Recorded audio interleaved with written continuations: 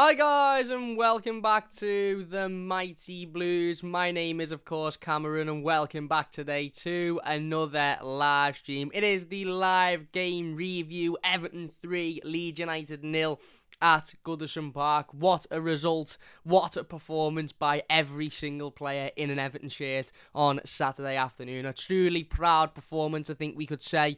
I don't think there was any Evertonian that would have left Goodison Park or, stopped watching that game, on the television on Saturday afternoon without pure pride and without pure energy and emotion and passion. It was a really emotional day. It was a win that Frank Lampard so desperately needed, especially given the circumstances last Tuesday night, and especially given the the situation in the league table with the points tally and was basically really needing to pick up as many points as we can. We went into this game saying it was an absolute must win, and I'm going to be honest with you, I'd have taken a win under any circumstances. I'd have taken a scrappy goal in the last minute and getting battered for 90 minutes but still win the game. That's how desperate we were for 3 points on Saturday, but it wasn't that, was it? It was a dominating performance. It was a hard working performance. There was effort, there was desire. We outran Leeds United, which not many teams will do this season, and not many teams have done over the couple of years that they've been a Premier League side. They are vastly known around the Premier League as, maybe outside of Liverpool, Manchester City and Chelsea, the hardest working team in the league. So to watch Everton outwork them, outrun them, outplay them, show more desire, show more heart, show more commitment was something truly beautiful to watch on Saturday. And obviously the atmosphere at Goodison Park was amazing. We all knew going into this one we needed to get behind the team. We needed to bring the banners, the scarves, the chanting, everything we could do to get behind Frank Lampard and those players on Saturday, because at the end of the day, whether we like the players or not, whether we agree with the manager's decisions or not, whether we like the board or we want the board to move, one thing has become very, very clear in recent weeks, and that is that if we don't get behind this team, if we don't get behind these players, if we don't get behind this manager, these players will only crumble, and therefore, we will only carry on losing games of football, and we simply cannot keep on losing games of football in the Premier League because we are in a relegation battle and we're in a dangerous situation. So the atmosphere was absolutely electric. I was there at Goodison Park myself, and I nearly was reduced to tears on a couple of times. I wasn't quite reduced to tears until I seen that picture of Coleman after the game celebrating, where he looks like he's being reduced to tears, and then I had to go and sit myself in a little corner for 5 minutes and compose myself. But as I said, the atmosphere was amazing. Every single player in an Everton shirt, every single player to a man put a performance in and gave 110%. Alex Iwobi, exceptional.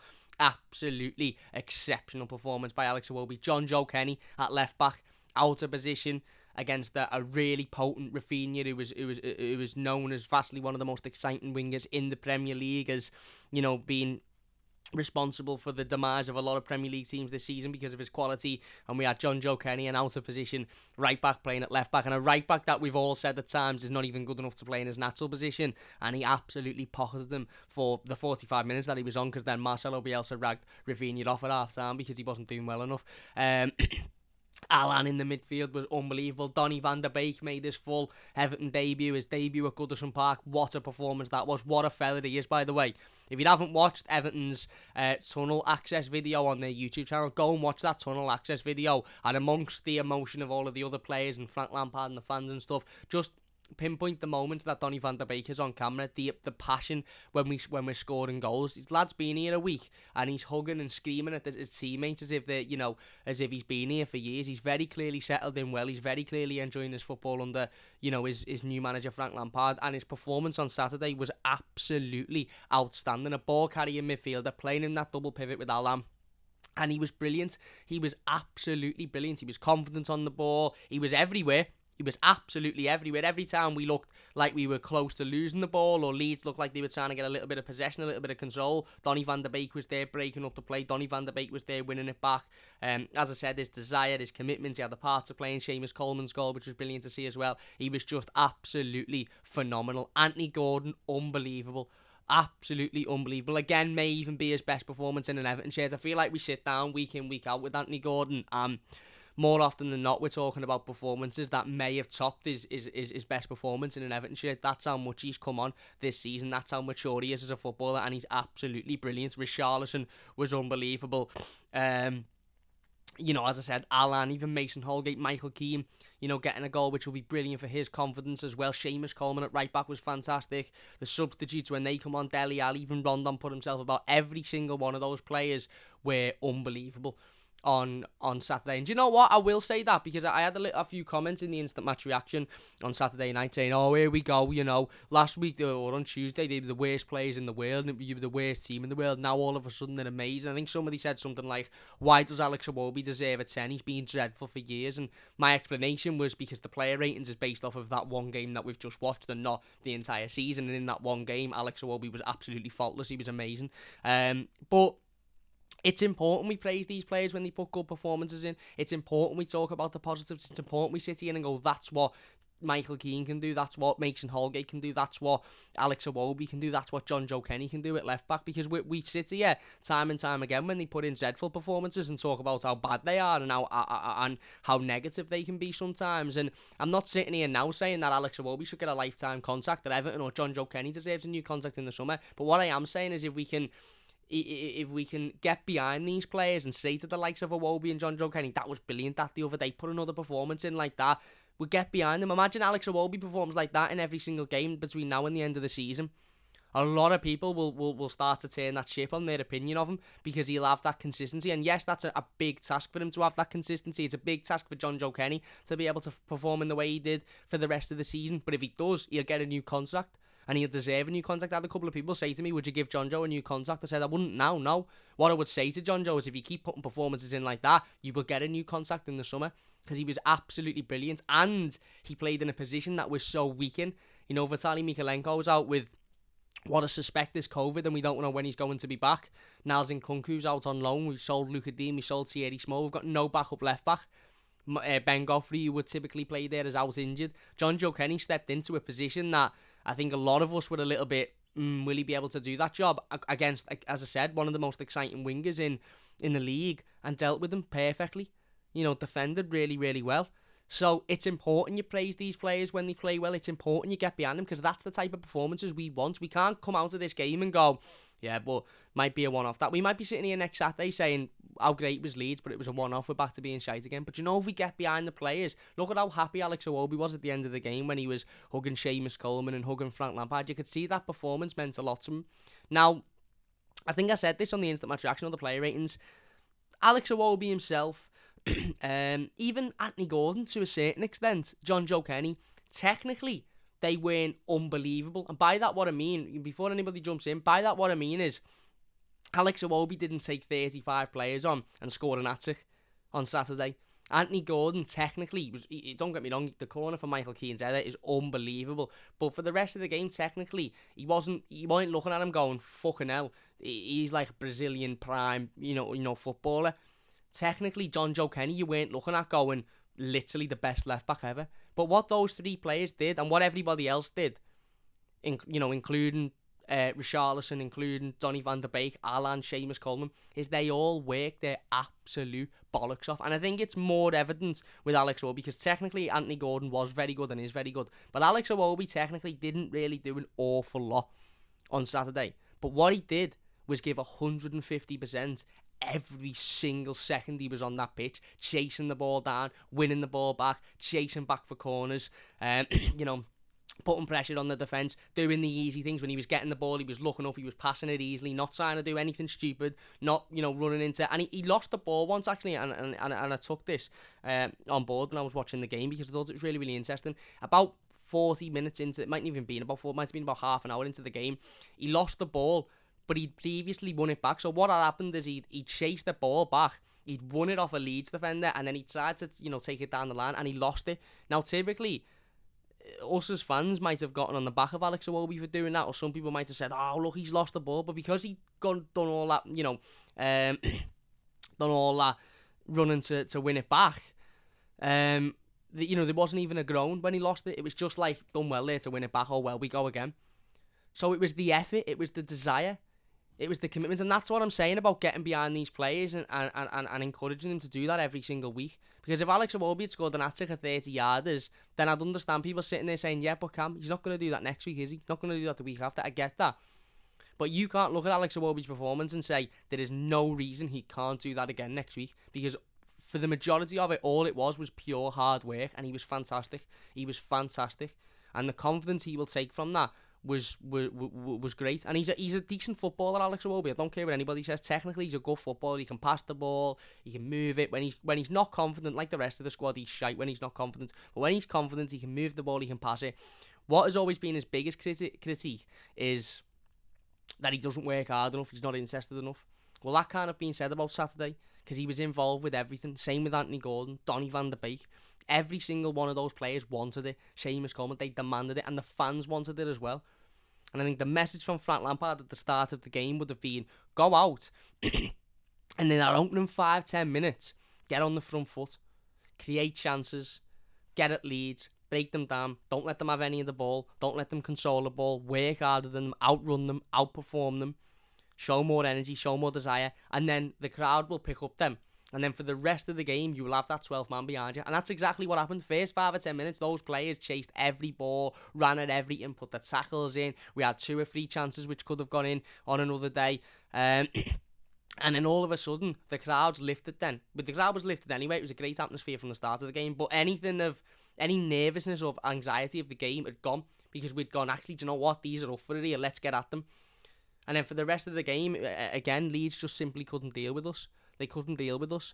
And, you know, as I said, I think Frank Lampard has done wonders with that, because he's given those players a confidence to go out and work like that after what was a really, really embarrassing result on Tuesday night.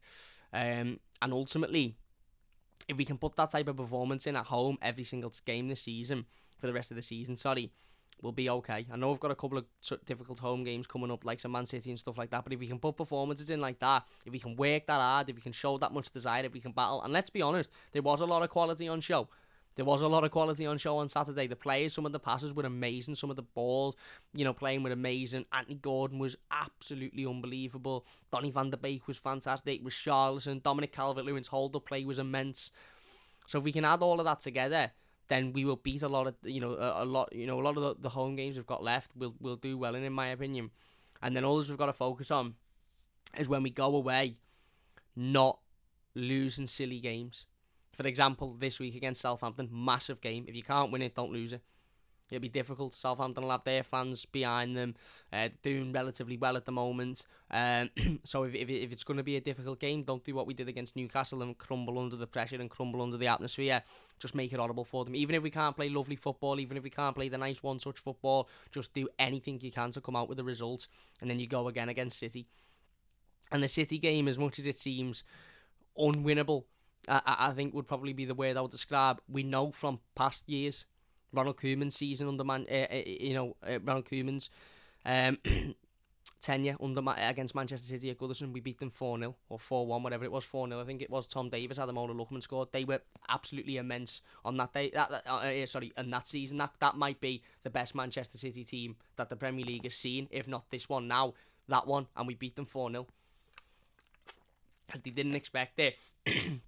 We worked hard, we wanted it more, and we battled for it.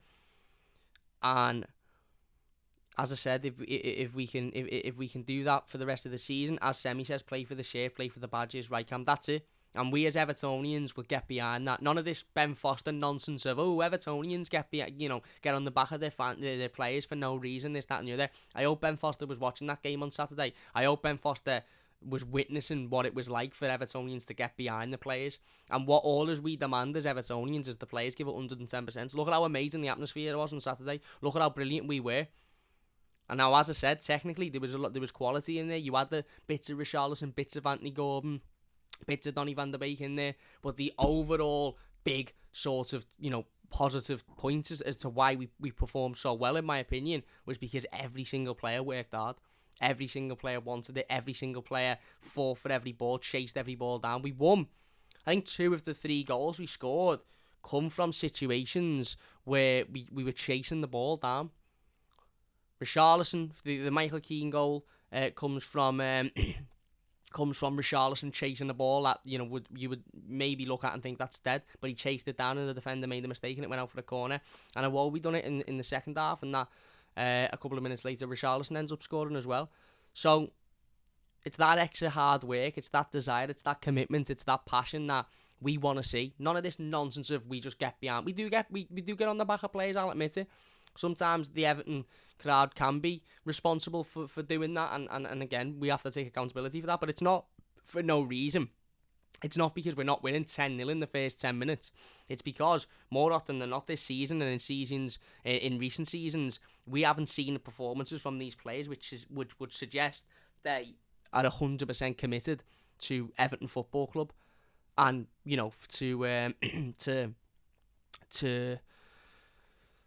playing for Everton and working for Everton and battling and showing that desire and showing that commitment. On Saturday, we saw, including the substitutes, 14, but certainly 11 players who were committed to Everton, who wanted to work, who wanted to fight. And again, I'm not interested in but you said they were shit on Tuesday, and but they've been shit for a while. They have been shit for ages, and we've seen performances that are the direct opposite to what Saturday was many a times this season, many a times in recent weeks.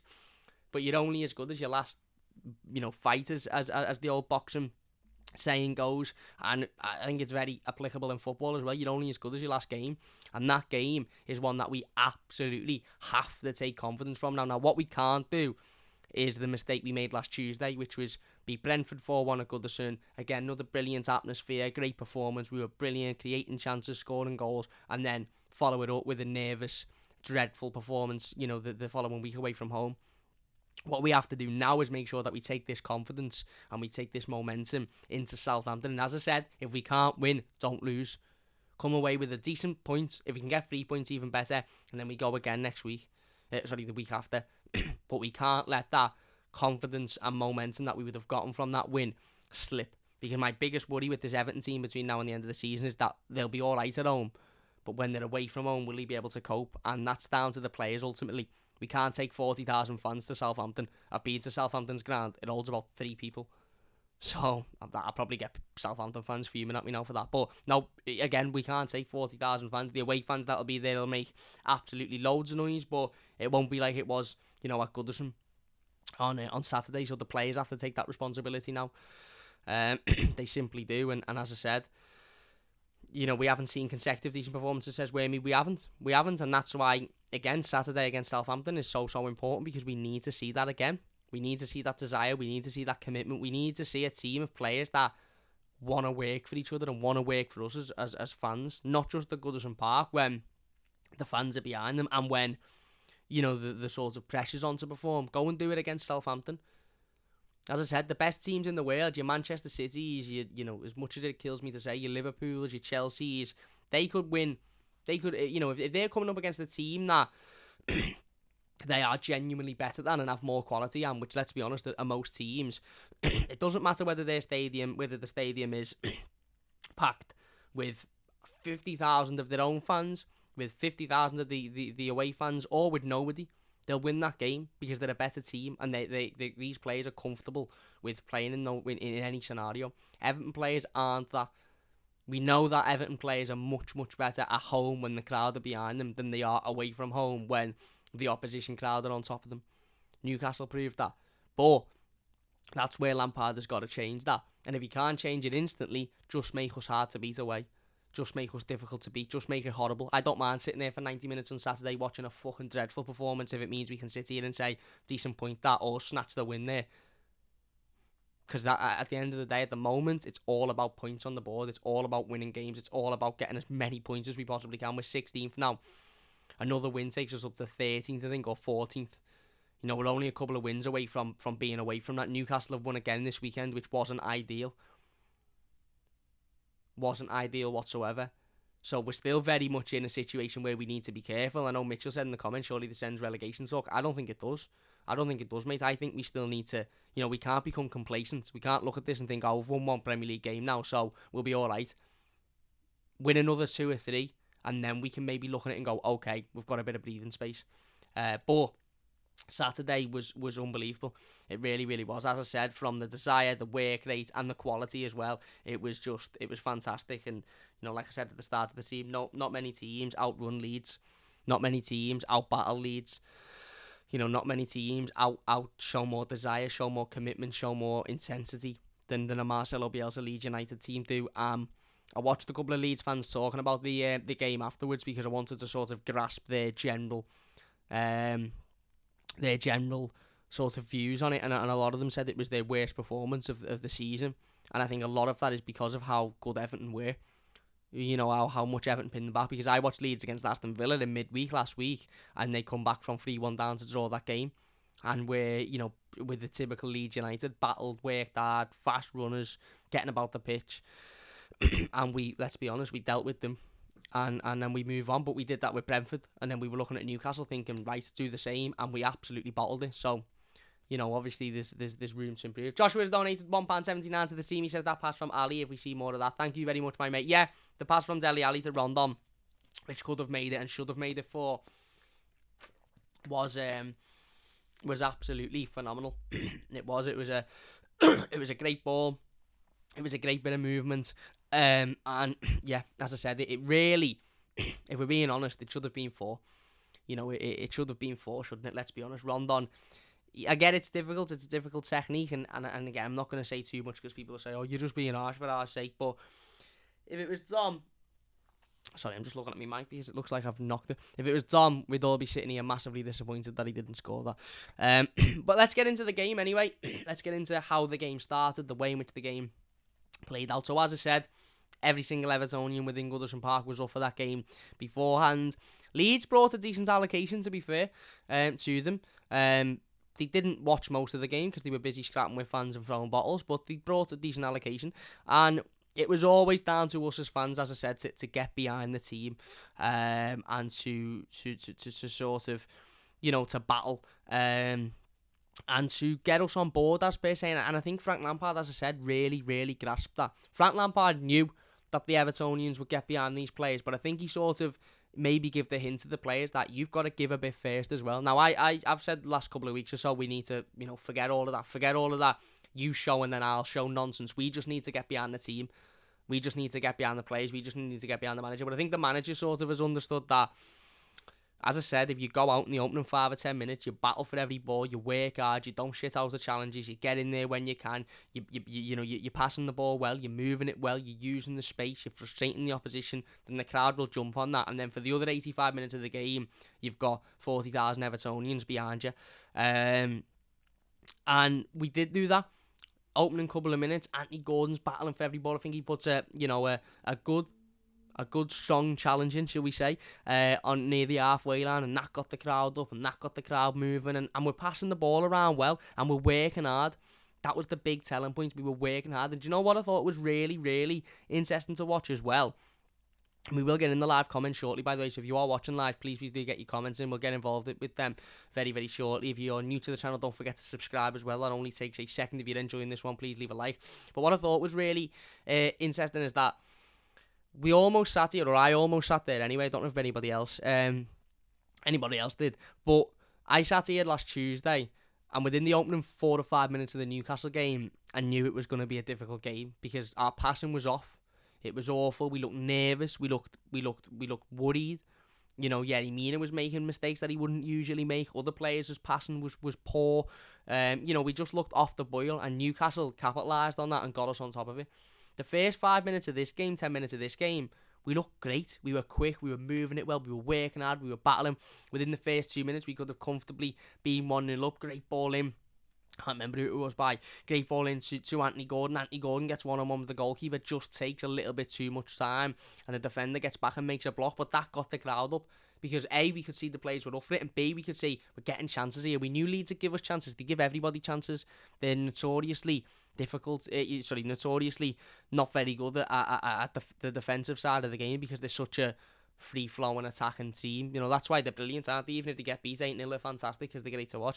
But Anthony Gordon has that chance, and although you're thinking, should have buried that, it was a weird mentality sort of thing for me, because in times gone by, I'd look at that chance and go, that was a massive chance, we need to score that. Now, well, on Saturday, I was sitting there going, boss start, get in. We haven't scored, unlucky, but go again. We'll get another one of them. And we did. We literally did. Again, only a couple of minutes later, Anthony Gordon has another one. John Joe Kenny completely... Cruyff turns himself. Cruyff turns about 4 times and leaves the Leeds defender just basically looking at him thinking, you are the best left-back I've ever witnessed. Cruyff turns him. Little ball into Anthony Gordon. Anthony Gordon cuts in, takes a shot. It's easily saved by the goalkeeper, but it's another shot It's another shot on goal. It's another shot, ultimately on target. We're knocking on the door.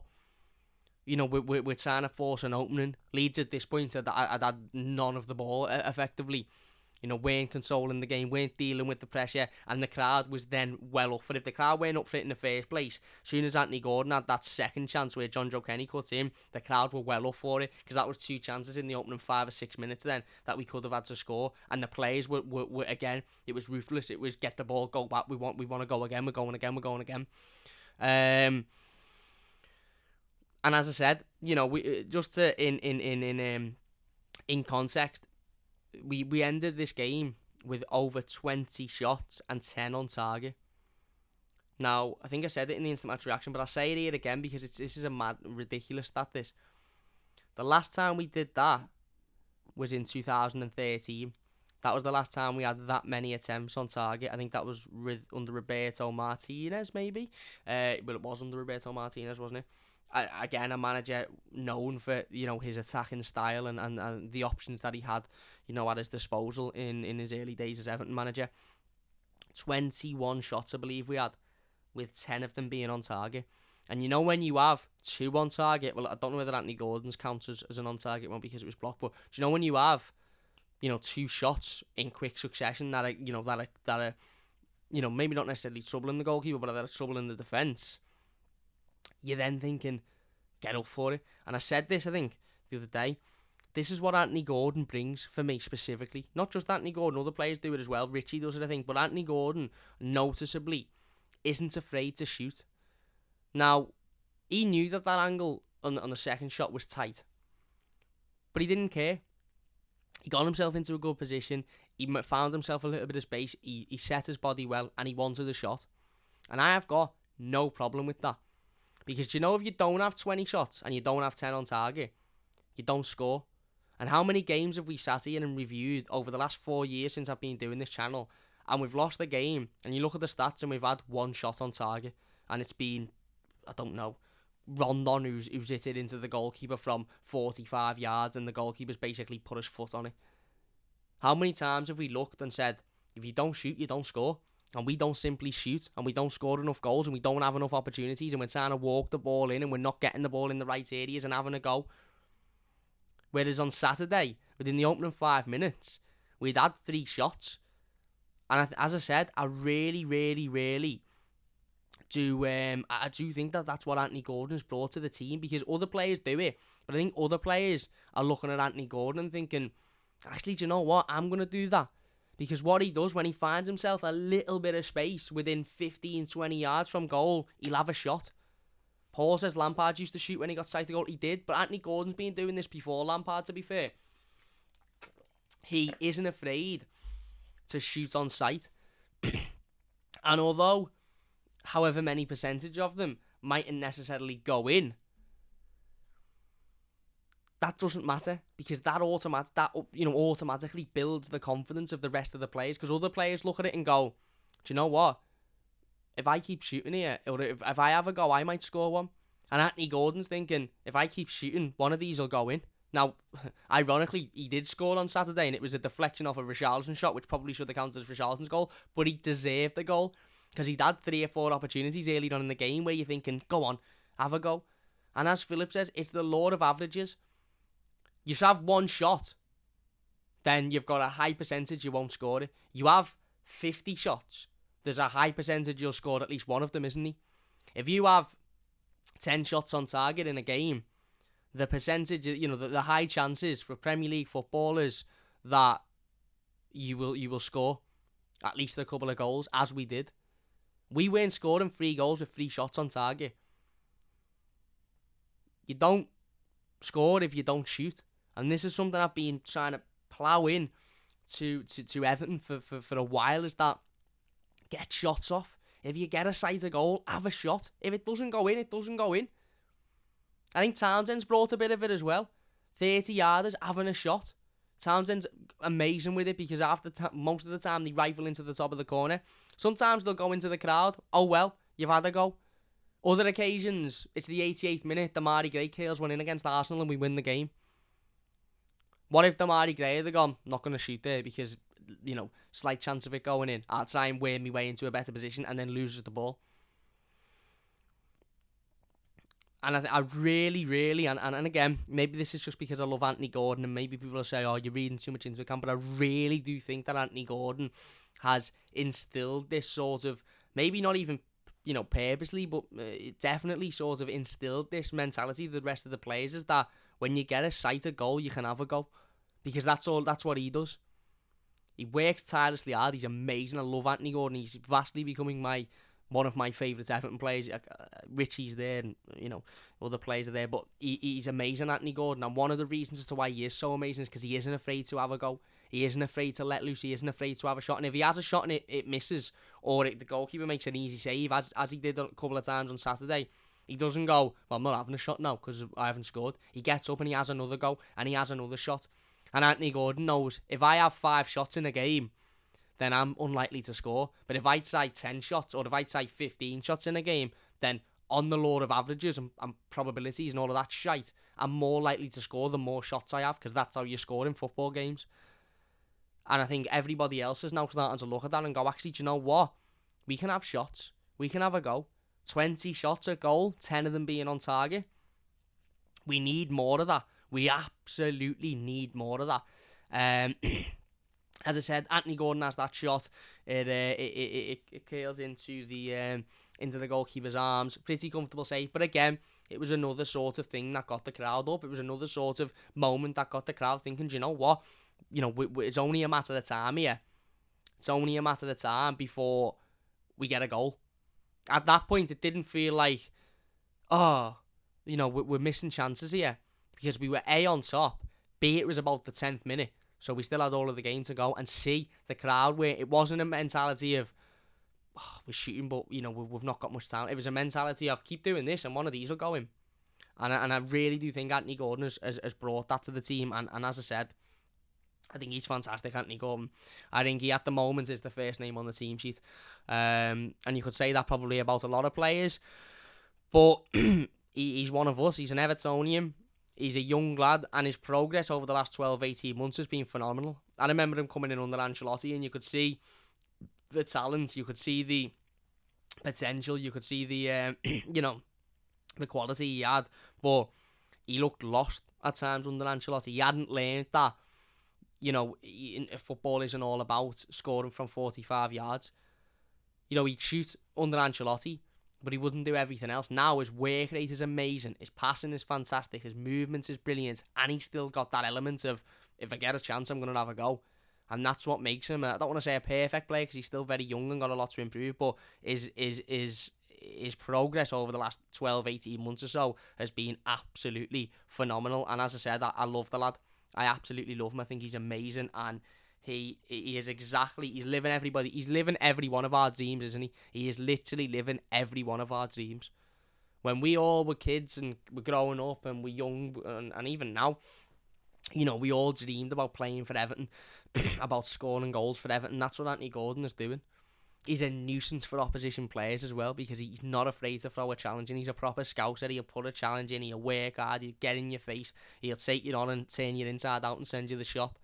He's fantastic. So many opposition fans I've either spoken to or heard on social media who, after playing Everton, even if we've lost and if those teams have won comfortably, how many of them have looked and gone, that Anthony Gordon's some player. I seen a Burnley fan not so long ago say, Anthony Gordon is everything we hoped Dwight McNeil would be.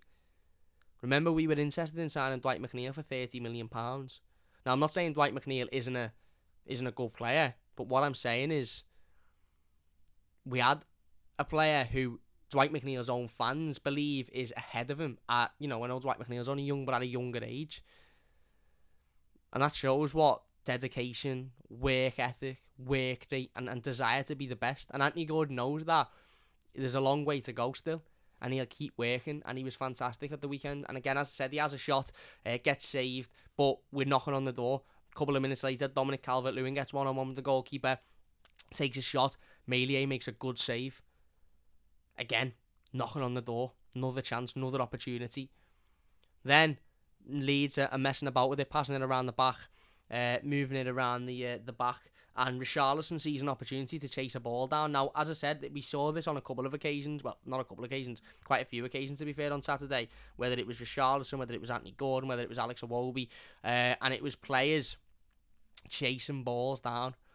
It was players, and this is all within the opening 10 minutes, by the way, because Seamus Coleman scored on the 10th minute. It was players chasing balls down, winning corners, winning opportunities, winning the ball back. You know, not thinking, that's gone, that ball, the defender's got it under control, putting the pressure on, forcing defenders into making mistakes. I've said it time and time again. Most Premier League defenders, other than your top teams, your top centre-backs, your top full-backs, all of this, all of that, all of the other, most defenders of most Premier League teams, if they're put under that little bit of pressure, they will shit themselves, and they will make mistakes, or they'll kick it out for a throw-in, or they'll lash it randomly into midfield, and we'll be able to pick it up again and go again. Most defenders in the Premier League, when put under pressure, including ours, which is the worrying thing, but truth, when put under pressure, will often make mistakes. You're not going to get any defender to make a mistake if you're standing 15 yards off him and not putting any pressure on him, because he's just sitting there thinking, I've got all the time in the world to play this pass here. If you get on him and you run on him, they all of a sudden go, shit. And as I said, only the very best can deal with that situation as if it's nothing. Some defenders will deal with it, but they'll be uncomfortable dealing with it. And in that uncomfortableness, the next time you do it, they'll make a mistake. And I think we've finally, under Frank Lampard, clocked onto that. But anyway, you know, we're trying to, you know, we're getting a goal.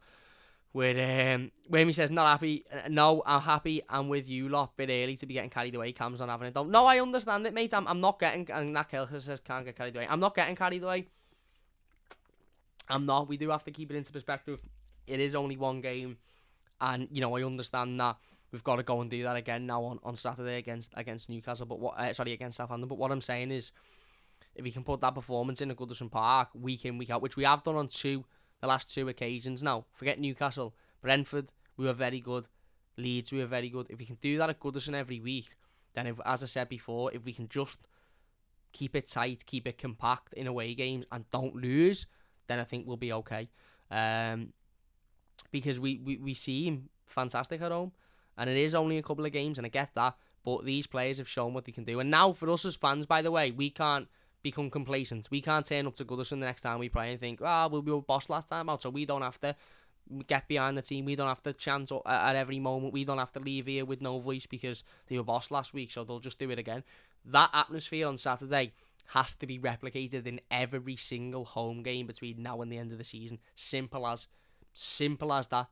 Every single home game and every away game, but more specifically, every single home game between now and the end of the season. We can't become complacent with it. As I said, we're moving the ball really, really well. And we find ourselves in a good area. We moved, I can't remember who it is that plays it into Donny van de Beek, but it's a absolute whaley ball into Donny van de Beek. Plays it into Donny. Donny's in the box. Plays it across to Dominic Calvert-Lewin. Dom gets on the end of it. The defender makes a relatively decent tackle, to be fair, but it clips over the goalkeeper. It's going in, and the defender's running back to clear it. But who's running quicker than him? Who's running with more desire? Who's running with more commitment? Who's running with more passion? And who wanted to see that ball rustle in the back of the net? Seamus Coleman. Seamus gets his head on it. It's in the back of the net. We're 1-0 up. All of a sudden, we're winning the game. 10 minutes in, we've had 2 or 3 chances to go ahead in the opening 10 minutes. The crowd's up for it. Leeds look at this point absolutely on their arses. And Seamus Coleman's got his goal. He runs off towards the park end and the family enclosure. I think he had his kids and his wife or his family, whoever it may have been, sat in the box just between the family enclosure and the park end. I didn't see this at the time because he was actually he wasn't facing me. He was facing with his back towards me.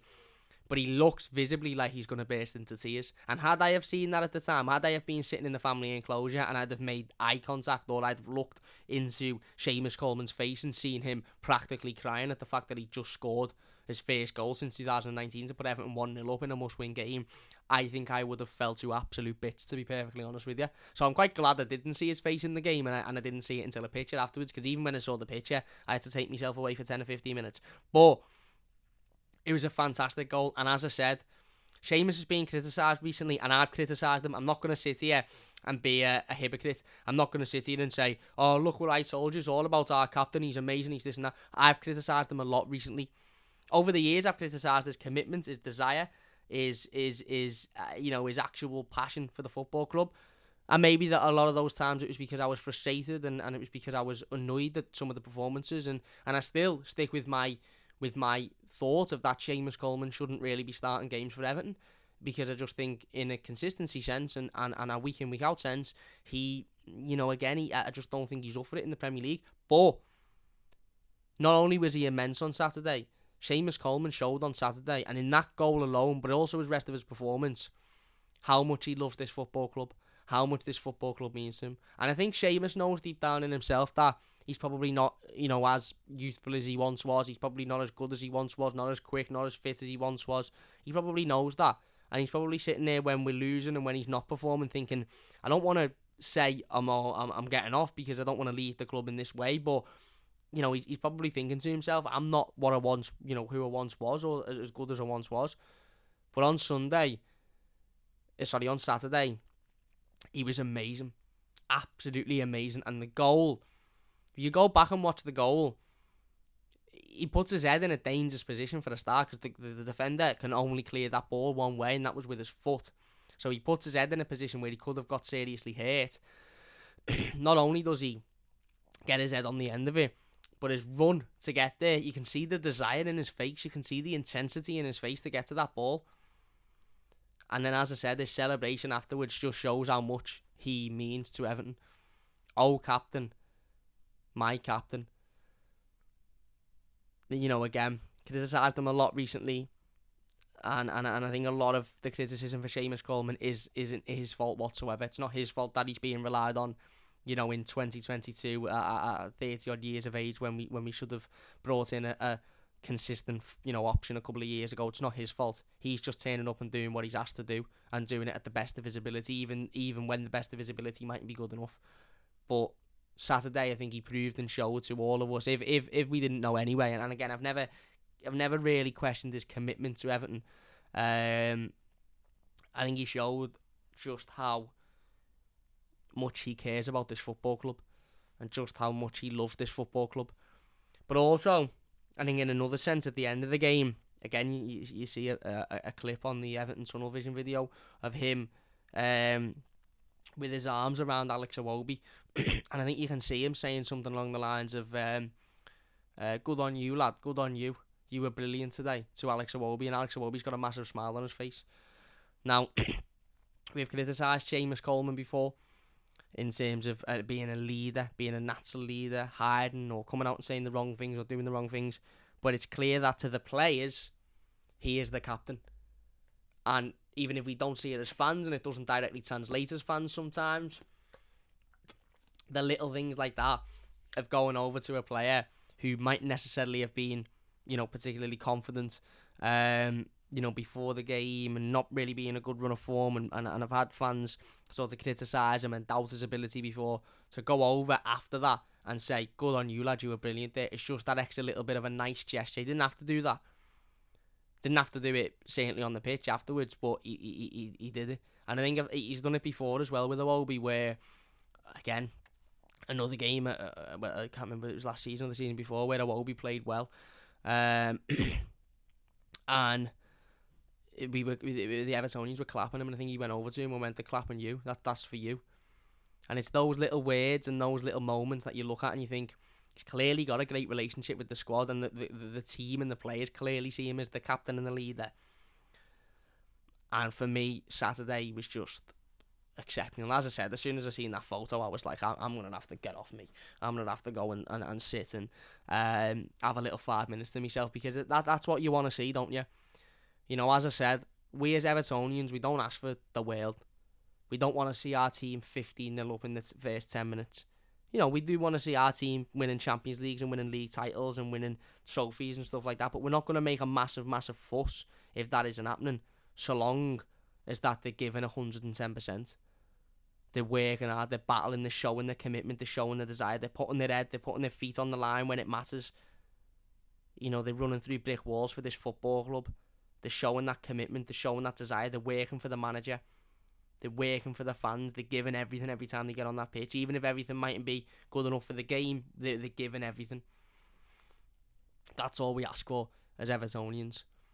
And we haven't had that for so long. And when you have that, like for Saturday, it's very hard to not get carried away, in my opinion. Very, very hard. Because I look at it and think, well, how many times have we criticised this team for not giving everything, for not turning up, for not giving it 100%? So when you see it happening, that is what we want to see. And as I said before, that is the minimum now. That is the minimum. That's the standard. That is the standard set. And, you know, I think Coleman embodied that standard on Saturday. He was immense. So we go 1-0 up. I'm gonna have to move on from Seamus before I sit here a bit and burst into tears, and you all just sit there for the next 20 minutes watching me cry about Coleman. We will get in the live comments very, very shortly, by the way. If you're watching and you're enjoying, please do leave a like. It only takes a second. If you are new to the channel as well, don't forget to subscribe. That would mean an absolute massive amount to me. Again, only takes a second. It's one click. It's completely free. So please do hit that subscribe button. You know, again, and that goal only gave us more confidence. That goal only gave us more desire to go and get another one. Players like Anthony Gordon, Richarlison were all of a sudden thinking, I want to go with this. I want to get on the score sheet. The atmosphere was absolutely, the atmosphere was absolutely bouncing. The crowd were bouncing. The manager was jumping up and down on the touchline, celebrating goals, and which was obviously fantastic to see, as we've mentioned before. And then not so long later, again, as I said, Richarlison chases a ball down, a ball that you would usually say, you know, the defender's got that under control, but he didn't. The defender didn't have it under control, because as soon as Richie put a bit of pressure on him, it was forced out for a corner. Anthony Gordon goes over to take the corner to chance of Anthony Gordon, which I think he thoroughly enjoyed. He whips an absolutely phenomenal ball into the box, and Michael Keane gets his head on the end of it. Very similar to Yerry Mina's goal against Brentford, actually. Really powerful header, gets above everybody and directs it into the back of the net, and all of a sudden we're 2-0 up. You know, 25 minutes in, 23 minutes in, whatever it was, we're 2-0 up, we're cruising. Leeds are absolutely not in the game. They look dead and buried at this point, and we've got a comfortable lead, as per se. And again, as I said, that goal will do Michael Keane the absolute world of good. The absolute world of good. It will give him all the confidence in the world. Again, another player that, you know, we've all been very critical of, and rightly so. I'm not saying that we shouldn't be critical of these players. I'm not saying that we shouldn't be critical of Alex Iwobi. We shouldn't be critical of, Michael Keane or John Joe Kenny or whatever.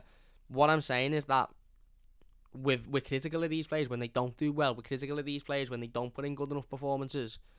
So when they do put in good enough performances and they do work hard and they give everything in a battle, it's important that we then ultimately, give them praise and get behind them and say that's it. That's more of what we want to see. And Alex Iwobi sense, go out and do that against Southampton as well. John Joe Kenny sense, go out and do that against Southampton if Vitaly Mykolenko isn't fit. And Michael Keane again is another player that is being sort of in the middle of the criticism, I think, recently, and because of his inconsistency and because of some of the mistakes he's made recently. But again, defensively, I thought he was solid, albeit I don't think Leeds had many chances. They hit the bar a couple of times in the first half, which again was Everton giving them a little bit too much space, and Rodrigo, who I think is a very, very talented footballer, striking a couple onto the bar. But other than that, they didn't have any. I don't think they had a single shot on target. They didn't really trouble Jordan Pickford. They didn't really cause Jordan Pickford or either of the defence many issues. But as I said in the instant match reaction, I'll say it again here. One thing I noticed with the defence on Saturday, both Michael Keane and Mason Holgate really, is that the simple things that they had to do, they dealt with, and they done well. You know, when the ball was bouncing around and they just needed to head it out for a throw-in, they did that. When the ball was bouncing around and they just needed to get rid of it, they did it. None of this, we're going to take it down, try and take 35 players on and try and create a chance. It was just, if you're not in control of the ball, which happens in football a lot, when the ball's in the air or when it's moving, if you're not in control of it, get rid of it. And Mason done it on 2 or 3 occasions where I remember thinking, great, that's what we want to see. Yes, it's gone out for an opposition throw-in. Yes, they've got possession, but it's better than it bouncing over your head and them getting one-on-one with the goalkeeper. You've just dealt with it. And as I said, Michael Keane, I think he will take a lot of confidence from that goal. And he should take a lot of confidence from the performance as well, because, as I said, albeit Leeds weren't very good, and that Kelkel says Leeds were shocking, let's be honest. They were shocking, they were absolutely abysmal. But, again, and I will say this, and some people might disagree, and Leeds fans might disagree, but they were shocking because we didn't allow them to be good. We didn't allow them to do what they usually do and outrun teams and outperform teams in terms of their efforts and their desire. We didn't allow them any of that. We nullified them to the very, very basic of their footballing ability, and it wasn't there on the weekend. Great goal by Michael Keane, great header, and we're 2-0 up. We've got that cushion all of a sudden, and as I said, we're still trying to create, we're still trying to get Anthony Gordon still rushing down that left-hand side, right-hand side, trying to score goals. Alex Iwobi's bringing the ball forward, Dominic Calvert-Lewin's holding it up. As I said, Dom's hold-up play was exceptional. Absolutely exceptional at the weekend. It was fantastic. I've seen a couple of people say, "Oh, Dom again didn't do much, did he, at the weekend?" His hold-up play was unbelievable, absolutely unbelievable. Every ball that got put into him, every ball that he had to deal with, he dealt with perfectly. He brought it down, he held it up well, he moved it on well. It was fantastic. It was absolutely fantastic, and he allowed players like Iwobi and Anthony Gordon and Richarlison to be in the game, via that hold-up play, via that bringing it down and moving it and using it off. And, as I said, that's a vital part of the team. To have a striker that can hold the ball up and allow other players space is extremely vital, and he will score goals. He will score goals, as Kelkel says. Dom was a huge factor. He was a huge factor because he took out pretty much 2 defenders and allowed other players to move around him, other players to get around him. Richard Wee says, "Hi, Rick Wee from Malaysia." The Rick Wee. Are we talking to the Rick Wee here? I thought Iwobi was excellent. He did well. I just hope he can be consistent in matches to come. Yeah, he was fantastic. He was fantastic. Semi says, "One Leeds fella looked like a dog's dad." Connor from One Leeds. Listen, mate, I've been there. I'm sure I probably look like my dog had died on Tuesday after the Newcastle defeat. I know what it's like. Leeds were so focused on Dom the entire match. Yeah, and Dom dealt with that. He understood it and he dealt with it and he used it to his advantage. As Semi says, he refused to be bullied off the ball. He was brilliant on Saturday, Dom. Another person who was brilliant was Donny van der Beek. And Alam, to be fair. Obviously, there's been a lot of fuss about Donny over the last couple of days or so because of how good he was, and he's new and he's the new player and he's the new signing and this, that, and the other. But it's important that we talk about Alan as well, because Alan was absolutely fantastic. Dealt with everything he needed to, battled, worked hard, and Donny provided that bit of energy and that bit of quality and that bit of that bit of creativity in the middle of the park. But Alan was again the typical bulldog, getting about the pitch, throwing the tackles in, working hard. He was absolutely fantastic. He was Richard Reese says, "Yeah, lol, yes, it's Rick Wee. Luckily the game went on, no win." Yeah, mate, yeah. Luckily it went on. And luckily the performance was good enough. The win that probably put us off, to be fair. I hope you're doing well, Rick. I hope we're doing well.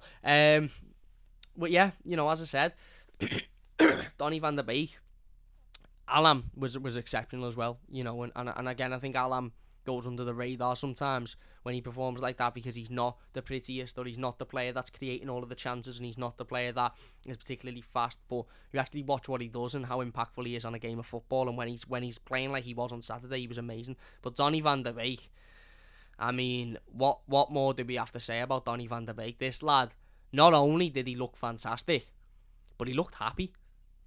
I can't even count on 2 hands how many times I watched Donny van der Beek, play for Man United. I say play for Man United, he didn't play for Man United that many times, but being in and around that Man United squad and match day squad, whether it be coming on, whether it be on the bench, whether it be starting, whether it be in training, and not be playing with a smile on his face, and not looking like he's enjoying his football, and not looking like he's passionate or he's got that desire. And I'm not saying that he didn't, but he just didn't particularly look settled or happy.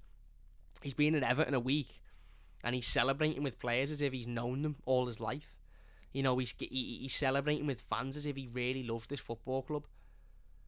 And his performance on Saturday was absolutely exceptional. He's a very, very passionate footballer. You've seen it after Michael Keane's goal. He's screaming. He's made up. You've seen it at the end of the game. He's going to Michael Keane. He's giving him a shake. You know, he's like that to the fans. He's obviously a very passionate footballer. And to be fair, he's obviously just a young lad who wants to play footy, wants to enjoy his footy, and he wasn't getting that at Man United. And ironically, the position in which Frank Lampard played Donny van der Beek on Saturday was the position in which Manchester United need to strengthen in now. And they've allowed Donny van der Beek to go. He played him in a double pivot with Alam. And he was, as I said, he was phenomenal. He was absolutely phenomenal. He was everywhere for the start. He was absolutely everywhere. Do you know what he reminded me of a little bit? It was a little bit like a Ghana-esque performance. In the sense is that every time we weren't out of control with the ball on many of occasions, but every time we looked slightly, the control of the ball was gone slightly, or Leeds were trying to put a little bit of pressure on us, or Leeds were trying to find the feet a little bit. Donny was there to pick the ball up. Donny was there to win it back, to move it. His passing was brilliant, absolutely brilliant. His ball in to Dominic Calvert-Lewin for Seamus Coleman's goal is fantastic, perfectly weighted, perfectly timed, fantastic ball in. But his overall play in the midfield, he bossed it. He absolutely bossed it. He didn't give Leeds a moment to think. Every time they had the ball, he was there on the feet, trying to win it back. Every time he was, we were moving the ball in the midfield, he was a pivotal member of it. He was a key part of it. He was picking it up. He was moving it around. He was playing it off. His passing was brilliant. His desire was there. He was putting tackles in. He was working in conjunction with the players around him. So he wasn't running into players or taking the ball off players. He was picking it up. He was moving it. He was absolutely immense. And he's not the fastest player in the world, but he's got enough pace to, and let's be honest, his quality makes up for what lack of pace he has. But there was a big question mark about his physicality, and about whether or not he's physical, whether or not he's quick enough to play in the Premier League. And I myself sat here when we signed him and said there's question marks around his physicality. And to be fair, some people in the live comments told me I was talking nonsense, and I wasn't saying that because I didn't think he was good enough. I just thought there's obviously reasons as to why he hasn't been used at Manchester United. Now after Saturday, I look and think the reason he hasn't been used at Manchester United is because the people at Manchester United don't have a effing clue what they're doing, clearly, because he is physical enough to play in the Premier League. He come up against a very physical Leeds side, very quick Leeds side, and he dealt with it. He really, really dealt with it. Hernandez says he looked like Garner who could complete a pass, loved how good he was on the ball, but also scrappy to get the ball back. He was. He absolutely was. He was scrapping for everything. He was winning it back, and as you said, his passing was fantastic. And do you know what? It sounds weird to say, and we shouldn't be saying it. We shouldn't be saying it because we're a Premier League team and have spent stupid money on this side. But how nice is it to have a player who can pass a ball 5 or 10 yards with ease, and is almost doing it as if to say, "What other players can't do this." Because that's a standard, isn't it, really, for a midfielder to be able to pass? But we know at Everton that isn't the standard. You only have to go back and watch some of our videos from Tuesday where we were talking about players not being able to pass a ball. Donny was like, every time he got it, he moved it, he passed it.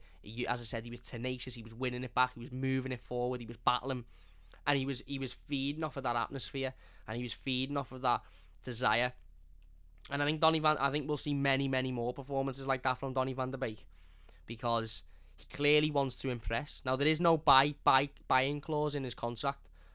And we mentioned on the Instant Match Reaction about buying him on a permanent, and loads of Man United fans were commenting, "Don't think you know how loans work, mate. There's no buy-in clause on the contract, so he can't go to us at the end of the season." What I meant was, judging by his performance and judging by the look on his face when we scored and when we won the game, he is going to want to impress. And if Donny van der Beek spends the next 3 or 4 months loving his football and loving his place in the team and the Evertonians and the way the Evertonians get behind him, singing his song and, again, screaming at every challenge he makes and every pass he plays, then he might go back to Man United and go, "I don't really care if there's no buying clause in that contract. I want to be an Everton player. I don't want to be back here." So he's going to want to impress, because as I said, when we signed him, it's in his best interest to impress. Whether it be so we can get a move to Everton at the end of the season, whether it be so we get an opportunity at Manchester United, whether it be so we get to move elsewhere, it's in his best interest to impress. And people at Manchester United will have been watching that game on Saturday, rubbing their head in their hands, thinking, how the fucking hell have we allowed this to happen? And it's up to Donny now to make sure that they're saying that exact same thing week in, week out. Frank Lampard used them fantastically, used them brilliantly, give him that trust, give him that faith, played him in there in double pivot with Alan, and he was brilliant. And Frank Lampard deserves a lot of credit for that as well, and a lot of credit, because, again, Frank Lampard himself was one of the best midfielders the Premier League has ever seen, and he knows Donny van de Beek, how well Donny van de Beek can play, and how best to use him. And Donny van de Beek has obviously taken a lot of love and respect for that. As Semi says, players do want to be shown the love. They do. They absolutely do. So yeah. Herbert says, lol, that's a Champions League semi-finalist, and you think you can offer that? Relax, lad, you're getting carried away. I assume you're a Man United fan. Can you offer him a Champions League semi-final? No. You absolutely can't. And you won't next season either. So, if he's thinking, I'm going to go Man United, and again, I'm not to get carried away, but if he's thinking I'm going to go Man United and sit on the bench and not be happy, and again, they're not particularly great anyway, or I can go to Everton and play every week and be dead happy. And again, yes, I'm not disputing Man United are in a better situation than Everton. Of course they are, but they're not. You're not Man United you once were. So, and you're not getting into any Champions League semi-finals anytime soon. He made everyone around him better because of his movement and passing ability. There was no way back, no buyback when we signed Lukaku too. Exactly, and look what happened. He forced that move through. Spot on, Semi, spot on. He made everyone around him look better because of his movement and passing ability. That was Hernandez, as we just said. We might be just spot on. Cam Lampard said he expected that performance, so how has United missed it? I don't know, but I'm made up they have missed it. Channel says it makes more sense for him to stay with us and be one of our faces of a proper football club than go back to United to be a member of a social media club, in my opinion anyway. Herbert says, I want him to have a good career, but if United get Ten Hag, you can forget about Donny. Herbert says we can offer Champions League more than Everton, pal. You're getting a bit excited because you get excited after Keane scored and you think you can sign him. But we can sign him, can't we? Because Chelsea could offer us more, could offer Lukaku more than what we could, but he wanted to sign for us because the footballers don't. I think we're gone of the days of footballers thinking, and I'm not saying every footballer is like this, but there's a general assumption that, well, footballers are going to want to go to a team if they play Champions League football. Luka Dean could have gone to a side that plays Champions League football, but he went to Aston Villa because they showed obviously more interest in him. He had more of a liking to the manager, and he went there. Again, I think Donny van de Beek would be more interested in going to a club where he's happy and where he's enjoying his football and where he's getting opportunities and where he's got a good relationship with the manager and the fans than a club that's just in the Champions League. Because, and let's be honest, United aren't going nowhere in the Champions League anyway, so it's not like he's going to PSG and or Real Madrid and he's going to win it. But again, listen, we won't have the Man United discussion because Man United fans and everyone at Man United are very clearly upset that Donny van de Beek is fantastic at Everton, or was fantastic on Saturday. And again, I'm not going to get carried away. It's only one game. He's still got a long way to go, but it is in Donny's best interest to perform like that every single week, and I think that will be his motivation. And the more he does that, the more the fans will love him, the more settled he'll be, the more enjoyment he will have. And if we can get better than what we got on Saturday, then imagine what we can get, because he was exceptional on Saturday. He absolutely was exceptional on Saturday. Yeah, so there you go. Semi says spot on, Cam. Richie is still here with us and we haven't had a sniff. Yeah, spot on. We show Richie the love and he turns in, and he in turn does the same. Yeah, spot on, mate. Anyway, yeah, as I said, we get to half time. We're 2-0 up. Donny's amazing. Alan's been amazing. Anthony Gordon was fantastic. Richarlison, Alex Iwobi. We were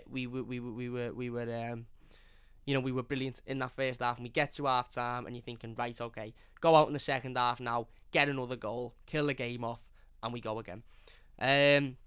Donny could be a legend for us, says Channel. Dan says Lampard can build a team around Donny. United can't offer that. Herbert actually says I want Everton to sign him, of course, but I don't think you would, nor United would let it. I don't think United would let us sign him for cheap. I don't think it would be you can have him for cheap. But then again, as you said, it depends. Depends who comes in. Ten Hag might come in and think, I don't want Donny van de Beek, so we can go. It It really does depend, but Man United don't like dealing with Everton for some weird reason. I don't know why, but you don't like dealing with Everton. Lee says Van der Beek should stay at Everton and become the main man under Lampard. United have shit on him from day one. Carter says either stay at a club where you are actually valued and the fans adore you, or go back to United to make up the numbers on the bench. Seems like a no-brainer to me. Listen, again, we'll see what happens. It's only one game and there's a long way to go, but we'll see what happens. Dan says, Mo says 22 shots, 10 on target. Yes, fantastic stats as we mentioned before. Donny van der Beek could be one of the faces of the club going into a new stadium, says Channel. He is tenacious and technical. Don't think you have a player like that, says Herbert about Donny. But we don't. We don't, and he showed that on Saturday, didn't he? He was fantastic. Instead of looking down, let's look up. Only 7 points behind Villa in 10th. Yeah, as I said, we get another couple of wins, and all of a sudden, things are starting to look a lot better. Where we? Semi says, at a good price though, can't sell out the future for him. Alex says, think it'll take time, but I honestly think Lampard gets us attacking football with quality and passion. The season is right off, but there's signs already we can improve. Yeah, spot on. Herbert actually says he should permanently move to United and Everton and expose Man United. There you go then. We're all on the same page, mate. We're all on the same page. We all want Donny to sign for Everton, even the United fans. And I want Donny to sign for Everton. But again, as I said, one game, he's got to do that week in, week out now. And Saturday is a big one against Southampton as well. Anyway, as I said, we get into the second half. And again, it wasn't as lively. If you are enjoying, by the way, please hit that like button. Only takes a second. If you're new to the channel, don't forget to subscribe. Neil says, just checking in, Cam. How you doing, mate? Still buzzing over that win. We can catch Leeds and Brentford. Yeah, me too, mate. Absolutely buzzing. Every player was excellent on Saturday. Made up for John Joe Shine, says Lee. And Andy says, Kenny is a combination of Cruyff and Cafu. He was amazing. Yeah, we get into the second half. And as I said, first sort of 15-20 minutes or so, we calmed it down. There wasn't a lot happening. We weren't creating as much as we maybe were earlier on in the game, and we were just sort of calming it down, and I don't mind that because Leeds weren't creating anything either. Leeds weren't having much of the ball. Leeds weren't particularly moving the ball well. They weren't getting really on it, getting on the ball, and every time they were on the ball, we dealt with it relatively well. As I said, John Joe Kenny was just absolutely phenomenal defensively. Seamus Coleman was doing his job. The two centre-backs were really, really solid. In the midfield, Van der Beek and Alam were dealing with everything that come their way as well. So I didn't particularly mind the fact that we weren't as lively in that opening 15-20 minutes of the second half. There was obviously a major sort of Everton feeling of, we need to get a third goal here and really kill this game off, because it only takes one chance that Leeds get, and we could absolutely bottle it, because Everton have done that on many of occasions, and we knew we needed that third goal. We knew we needed that winner. But I was happy with the fact that we were just calming the game down. We were consoling it. It was a little bit more professional. It was a little bit more of reserved energy, I feel. And I think Frank Lampard would have said that at half-time, is go out and still get that, still have that same intensity, still chase every ball, still work hard. But when you don't need to do it, then when you can afford to have a little bit of reservation and calm it down a little bit and, control the game. It was more about controlling. You're 2-0 up. You're not chasing anything. You don't desperately need to go out and score another one. Just control the game. Don't make any silly mistakes. Control. And that's what we did for that opening 15-20 minutes, as I said. And then we did need that third goal, because we needed that sort of, insurance policy, if you like, and that reassurance and that weight off of our shoulder of, we're still only 2-0 up. The manager makes a couple of changes. He brought Dele Alli on for Dominic Calvert-Lewin. Thought that was a good change. Dom had worked really, really hard throughout the game, tirelessly, in fact, and needed the rest, needed to come off, needed that opportunity to ultimately to rest up. And obviously, he's only just coming back from injury. And as I said, Rondon comes on a little bit later on. Obviously, Anthony Gordon goes off to a standing ovation. Richarlison goes off to a standing ovation. But before that, we're moving the ball up. We're starting to put a little bit of pressure on. And again, as I said, Leeds were effectively doing nothing. Jordan Pickford may as well come and sat next to me in that second half, because he didn't have anything to do. They had a couple of corners which come of absolutely nothing. But we're all of a sudden prodding then for that third goal. Richie picks it up on the left-hand side, good ball in from Alam. He gets it in on his left foot, he takes a shot, and I sat there thinking, what a goal that is by Richarlison. He runs off, he celebrates, the announcer announces it's Richarlison's goal. Fantastic. I was then shocked to see, literally during the instant match reaction, and if you were watching the instant match reaction live, you will have heard me say, what a goal by Richarlison to make it a third and to end the game. And all of a sudden, the live comments are flooded with, was Gordon's goal, mate? It was Gordon's goal. Gordon scored the third. And I was sitting here thinking, have I lost my mind? Have I just watched a different game of football? Have I just literally looked at Anthony Gordon and Richarlison and been confused with them? I'm sure Anthony Gordon was in the box at the time and Richarlison was outside the box who took the shot. And then I went and watched the replay, and I would probably say harshly the goal is given to Anthony Gordon, because Richarlison does all of the work and takes the shot that was ultimately on target.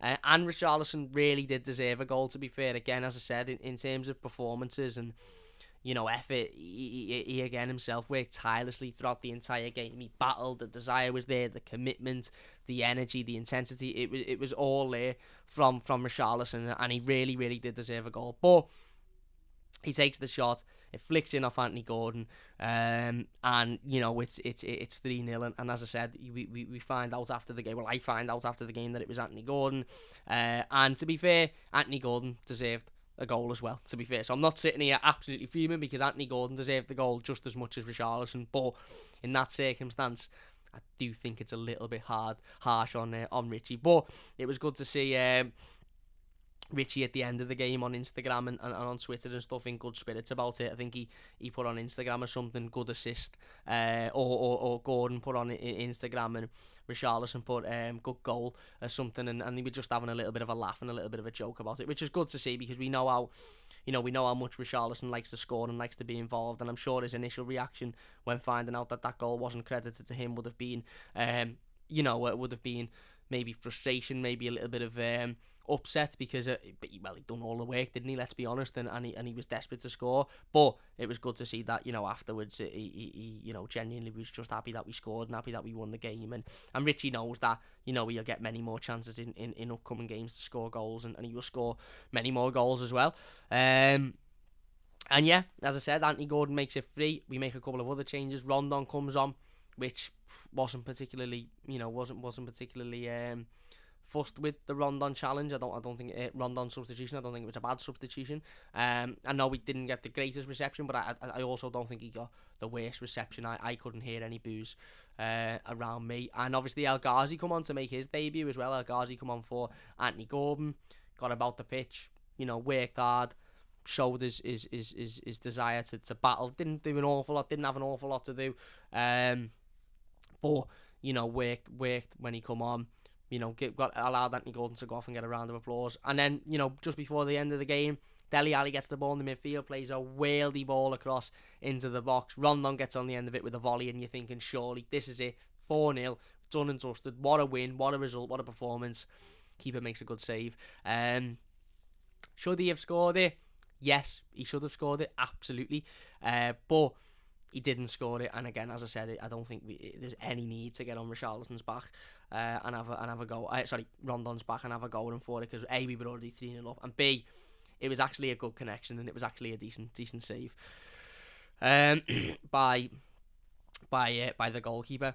Yeah, and yeah, as I said, we see the game out, and overall, what a performance, what a result. John Joe Kenny was amazing at left back, absolutely amazing. As I said, absolutely pocketed one of the most potent wingers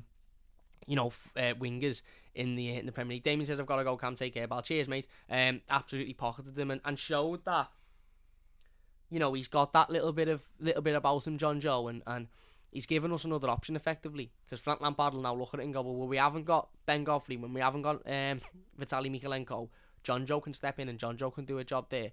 Alex Iwobi was exceptional. Anthony Gordon, Richarlison, Seamus, Coleman, Donny van der Beek, Alan, all absolutely amazing. Frank Lampard as well. What a start he's had as Everton manager, disregarding the Newcastle result. But I understand what people are saying. There is still a long way to go, and it is only one game, and ultimately we've got to be able to sort of capitalise on that now. And we've got to be able to take that confidence, take that momentum into Saturday against Southampton and use it and not lose it like we did in the game against Newcastle. And let's hope that we can do that. So yeah, great result, absolutely fantastic result. Kenny had a good game, says Jay. Anthony says, I'm amazed that we kept a clean sheet. It was nice to see unity if there's defensive attributes, and nice to see 5 passes completed. Yeah, the obvious ones, but that kid is your Jacob Ramsey, needs to be playing regularly. I think he's a class player. Watch his debut against Liverpool, he was boss. I'm not too sure who you're talking about there, Herbert. You're talking about, oh, there you go. Herbert says the only player who should start every game is Anthony Gordon. Yeah, Gordon is amazing. DGSD says, yes, lad is right.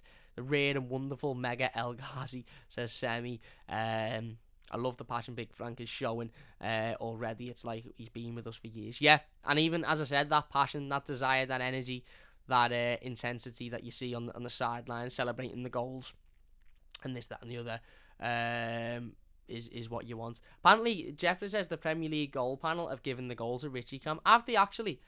Was it Richarlison's goal? Listen. Oh, why have I just typed in Richarlison's goal? That wasn't what I meant to type in.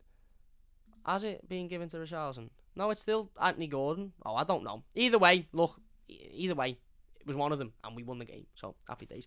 Look, we are going to finish it up there then. If you have enjoyed this one, please do leave a like. What a performance, what a result by Everton, and hopefully we can keep that momentum and confidence and take it into Saturday against Southampton and go and get another one, because that's exactly what we need, isn't it? Big thanks to everybody for getting involved in the live comments. Sorry I couldn't get involved in all of them. I do apologise. If you're watching this YouTube video, get your thoughts down below, and we'll get involved with as many of them as we can as well. If you have enjoyed this live stream, please hit that like button. It does only take a second. Subscribe to the channel if you're new as well. Get in, up the toffees. What a win, what a result. Let's take this positivity now and use it.